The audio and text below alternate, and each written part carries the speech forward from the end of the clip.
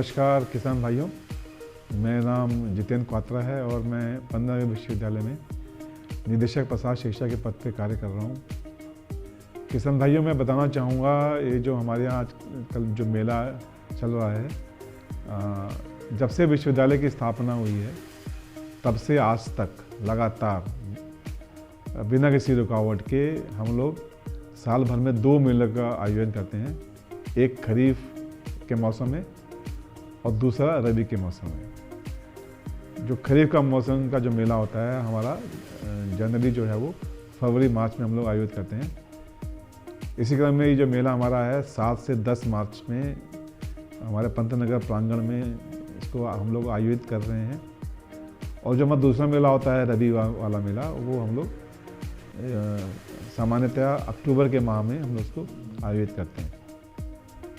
इस बार हम मेले में जो किसान भाई आज की डेट में गवर्नमेंट ऑफ इंडिया या भारत सरकार, राज्य सरकार, कृषि विज्ञान केंद्र सभी प्रयास कर रही हैं कि किसानों की आय को कैसे बढ़ाया जाए।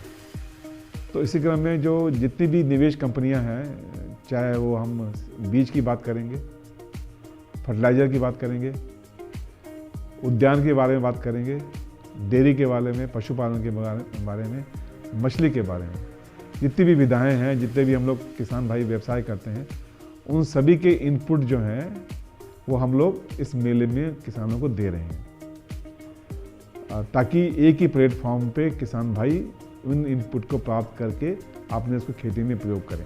इसके अलावा हम लोग जो हमारे किसान भाई हैं उन लोग को जो हमारे शोध केंद्र हैं, उन शोध केंद्रों का भी भ्रमण कराते हैं, ताकि जो नवीनतम तकनीकें विकसित की गई हैं किसानों के लाभ के लिए, उसके वो रूबरू हो सकें, उसको देख सकें कि कैसे वो तकनीकें जो हैं उनके खेतों के लिए उपयोगी रहती हैं। अब माना जैसे कि मान लिया कोई नई प्रजाति निकली है, अभी आपको हम याद दिलाना चाहूँगा कि विगत कुछ माह पहले प्रधानमंत्री जी ने 109 प्रजातियों को देश को समर्पित किया था। उसी क्रम में हमारे विश्वविद्यालय द्वारा 9 प्रजातियाँ जो हैं, उसमें 9 प्रजातियाँ उसमें शामिल थी 109 प्रजातियों में, जो कि बहुत बड़ी बात है। जैसे आप देखेंगे कि हमारे तमाम विश्वविद्यालय हैं, ICAR इंस्टीट्यूट्स हैं, उनमें पूरे में 109 प्रजातियाँ को जो रिलीज़ किया गया, उसमें 9 प्रजातियाँ 15 की थी। तो इन प्रजातियों की बहुत डिमांड आई हमारे पास। ज़्यादातर इसमें दलहन वाली फसलें थी, दाल वाली फसलें थी, उनकी डिमांड काफ़ी आई। और हम ये प्रयास कर रहे हैं कि किसानों को हम 1 किलो 2 किलो बीज जो हैं हम उनको दे पाएँ। तो इन सब प्रजातियों को हम लोगों ने अपने खेतों में लगाया हुआ है और किसान भाई को हम दिखाते हैं कि ये प्रजातियाँ किस प्रकार से उनके लिए लाभकारी हैं, कितनी कम अवधि में बनकर तैयार होती हैं। आज की डेट में जब तक किसान भाई अपने जो खेतों की जो क्रॉपिंग इंटेंसिटी है, फसल सघनता है, उसको बढ़ाएगा नहीं, उसको अच्छी आय प्राप्त नहीं होगी। तो ये किस तरह से उनके क्रॉप रोटेशन में फिट बैठती है, ऐसी प्रजाति का चयन हमने किया है और वो किसानों को दिखाया है। और किसान भाई इसमें बहुत रुचि लेके जो है उसमें उसका भ्रमण करते हैं। इसके अलावा आप बात करेंगे हम बागवानी की। आप हॉर्टिकल्चर एक ऐसा व्यवसाय है जिसको अपनाकर किसान भाई काफ़ी अपनी आय को बढ़ा सकते हैं। और आजकल लीची, आम, अमरूद के जो काफ़ी पेड़ हमारे यहाँ उपलब्ध हैं, वो हम किसानों को दे रहे हैं। चीकू के पेड़ भी हमारे यहाँ हैं, अंजीर के, नींबू वर्गीय काफ़ी पौधे हमारे उपलब्ध हैं। तो वो भी हम किसान भाइयों को इस मेले के माध्यम से उपलब्ध करा रहे हैं।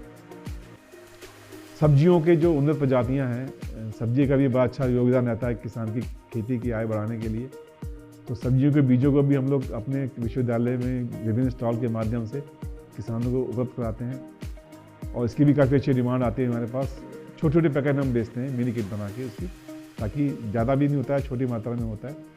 ऐसे ही उन्नतशील प्रजाति के जो चूजे हैं, बकरी पालन पे जो कैसे हम लोग फोकस कर रहे हैं, तरक्की कर रहे हैं, इसके बारे में भी हम लोग ने किसानों को भ्रमण कराते हैं। शोध केंद्रों में कुक्कुट पालन केंद्र हैं, डेयरी है, सब इकाइयों में किसान जाते हैं, देखते हैं और वो देखते हैं कि कौन सी तकनीक उनके लिए लाभदायक है, उसको अपनाते हैं।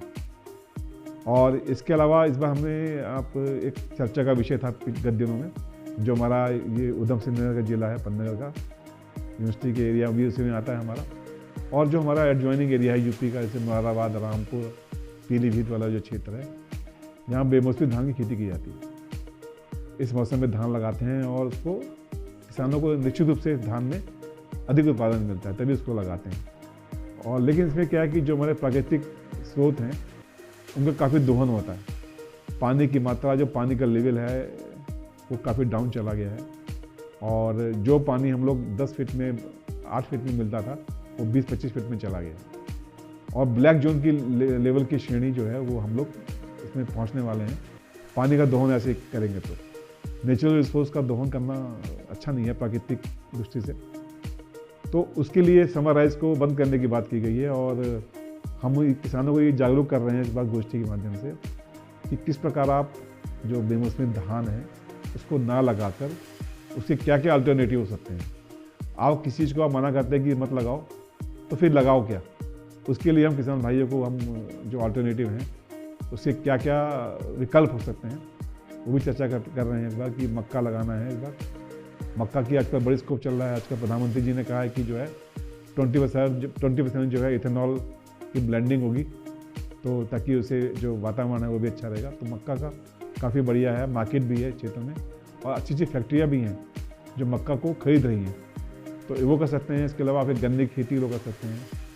अगर हम बात करेंगे मेंथा की, मेंथा काफ़ी अच्छा एरिया है, वो कर सकते हैं। सब्जी उत्पादन है, दलहनी फसलों का उत्पादन हम कर सकते हैं। तो कई सारे उसके अल्टरनेटिव हैं, उसको हम कर रहे हैं, और किसानों को जागरूकता अभियान चला रखा है कि इसको ना लगाएं, और किसान भाई इसमें बढ़ चढ़ के भाग भी ले रहे हैं। तो जो हमारे सामायिक विषय हैं उसको हम कोशिश करते हैं कि उसको टच करें।